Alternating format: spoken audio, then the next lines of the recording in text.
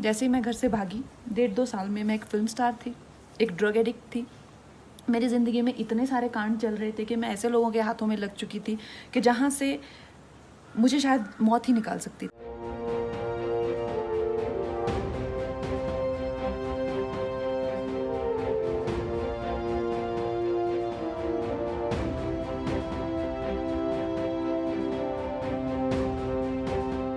पंद्रह 16 साल की थी जब मैं घर से भाग गई थी।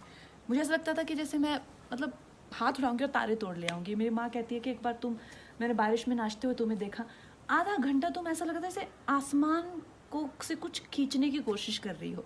ये सच है, मुझे ऐसा लगता था और ऐसा ही हुआ। जैसे ही मैं घर से भागी, 1.5-2 साल में मैं एक फिल्म स्टार थी, एक ड्रग एडिक्ट थी। मेरी ज़िंदगी में इतने सारे कांड चल रहे थे कि मैं ऐसे लोगों के हाथों में लग चुकी थी कि जहाँ से मुझे शायद मौत ही निकाल सकती थी। ये सब इतना सब डेंजर हो चुका था मेरी लाइफ में जब मैं टीनेजर ही थी अभी। तो सोच लो मैं कितनी खतरनाक हूँ। एनीवे, सो उसके बाद हुआ यूँ कि मेरी ज़िंदगी में एक बहुत अच्छे शख्स आए, मेरे मित्र, जो उस टाइम एक स्ट्रगलिंग फाइट मास्टर थे। तो उन्होंने मुझे योगा मित्रता हुई तो उन्होंने मुझे योगा कराना शुरू किया।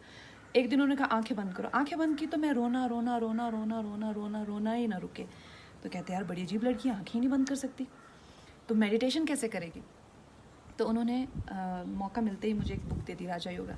तो उस बुक में प्रोसेसेस हैं बहुत सारे, बहुत अच्छे, और मैंने विवेकानंद जी को अपना गुरु मान लिया और उन्हीं के गाइडेंस में मैंने अपने आप को बहुत संवारा। क्योंकि मुझे हमेशा से लगता था कि यार ये हैं एक्शंस मेरे। मैंने कभी किसी को अपनी स्थिति के लिए कभी किसी को नहीं सोचा कि यार ये इनकी करतूत है। तो I think that is why I could work on my self. और अगर वो मुकाम मेरी ज़िंदगी में नहीं आता तो शायद मैं भीड़ में घूम जाती, शायद मैं इतने आगे नहीं आ पाती।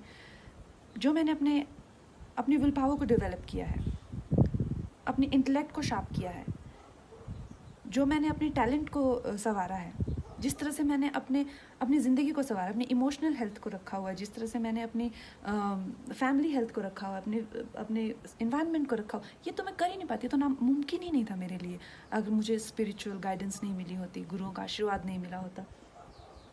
तो इस मुकाम की बड़ी अहमियत है। और जो प्रोसेस मैंने किया था, ब्रह्मचर्य का मैंने सहारा लिया था 2-2.5 साल। उस टाइम पे मैंने एक फ़िल्म की थी फैशन, और मेरी एक बहुत अच्छी मित्र थी अश्विनी देशमुख, आजकल उनसे बात नहीं होती है, पर वो उस टाइम मुंबई मिरर की जर्नलिस्ट थी। तो उन्होंने देखा यार तुम क्या करती हो, सिर्फ सफ़ेद वस्त्र पहनती हो और उबला हुआ खाना खाती हो। तो मैंने उन्हें बताया, तो उन्होंने एक बड़ी भलती हुई सी स्टेटमेंट लिख दी कि कंगना टर्न सेलिब्रेट। तो ब्रह्मचर्य इज़ नॉट अबाउट सेलिब्रेसी और नॉट जस्ट अबाउट सेलिब्रेसी। ब्रह्मचर्य के बहुत अच्छे अच्छे प्रोसेसेस होते हैं, और उससे जो है आपकी एनर्जी को, अगर आपको बिल्कुल अपने हाथों में लेना हो, अगर आपको अपनी लाइफ की जो गाड़ी की ब्रेक है या क्लच है, सब अपने हाथ में, व्हील अपने हाथ में लेना है, you need to do processes like that. And specially अगर आपके पास ऐसी वॉलेटाइल एनर्जी हो। तो दोस्तों, कहने का मतलब ये है कि इस वक्त का फ़ायदा उठाइए। बुरा वक्त ही ओनली अच्छा वक्त।